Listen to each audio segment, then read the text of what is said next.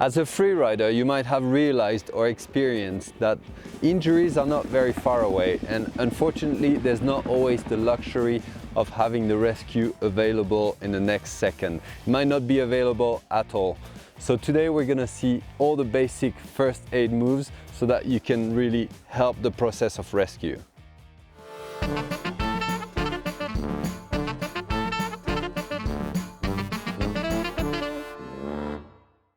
Before we start, it's important to state that I'm not a safety professional, and techniques evolve all the time. They're different from country to country and from situation to situation. First thing to do when arriving at the victim is to check out the potential danger in the surroundings. Extra avalanches, rocks falling, seracs, anything that could come and make the situation worse.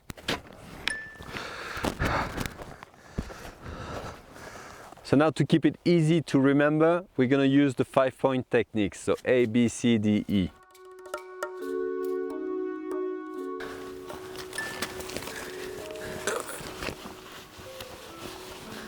Stabilize the neck and pull the chin up. 2, 3, 4, 5, 6, 7, 8, 9, 10. So count to 10 to check if she's breathing. You can put your hand, try to feel or listen. If the victim is breathing and unconscious, you need to put them in a recovery position. If no breathing, it's going to be important to check if there is pulse and to see if we need to do resuscitation. It's called CPR.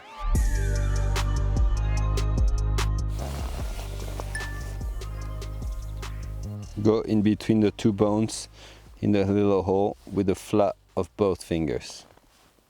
It might not be easy to feel it, so I recommend you to train to try to feel it on yourself or on a friend. If there is no pulse, then we're gonna have to start thinking about resuscitation. 1 to 2 pushes per second for 30 seconds with the palm of the hand. So go with both your hands and 5 to 6 centimeters deep. With straight arms, it's not funny. I really recommend to go and train with professionals to try to learn the right moves so that you're not going to injure even more the victim.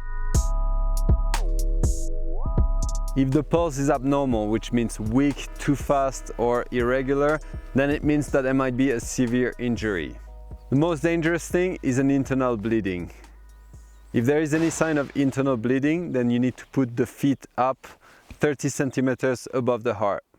The most common internal bleeding in skiing is a broken femur, and that can be lethal if it's not taken care of quick enough. The first solution is to put pressure on the hip to try to stop the bleeding from the artery. Or you can use a tourniquet in really desperate cases, but be careful with that one. So I don't have a belt here, but any strap, anything could work, even a jacket, a transceiver, whatever you feel like using, which is going to stop the bleeding. If you can, try to keep the wound 30 centimeters above the heart. If the victim is conscious but bleeding, it's important to keep her awake so that she doesn't fall asleep. So if you haven't called the rescue, it's time to do it. Super important, having a cell phone with the emergency number in it. If there's a really bad fracture or dislocation and the rescue are hours away, you might be able to relocate it by pulling in the axis of the bone lightly, but be careful because you might make it worse. Using a splint at that stage could be really helpful.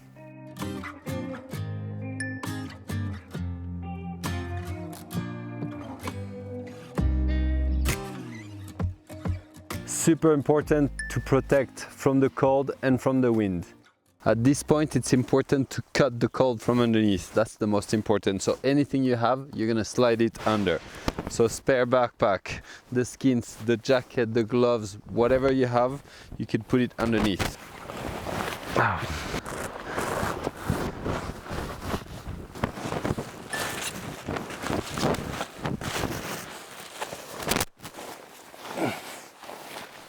If the victim is shaking, it means that it's a minor hypothermia, and they're kind of fine. You can warm them up without any danger. But if the victim is not shaking, it means that it's a severe hypothermia, and you need to warm them up gradually, otherwise you risk of killing them. If it's a case of bad weather and you know that the victim is going to have to wait for a long time, then it might be a good thing to consider to do a shelter and to just stay there to wait for the rescue to come.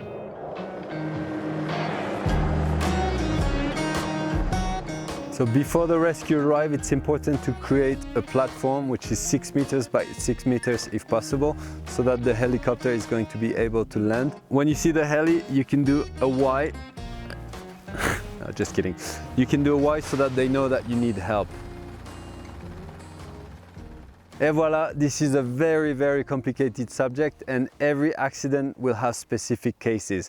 So we've covered here only the basics, and hopefully this ABCD will stick a bit in your head and will give you the inspiration to go a professional first aid course and make you a better rescuer.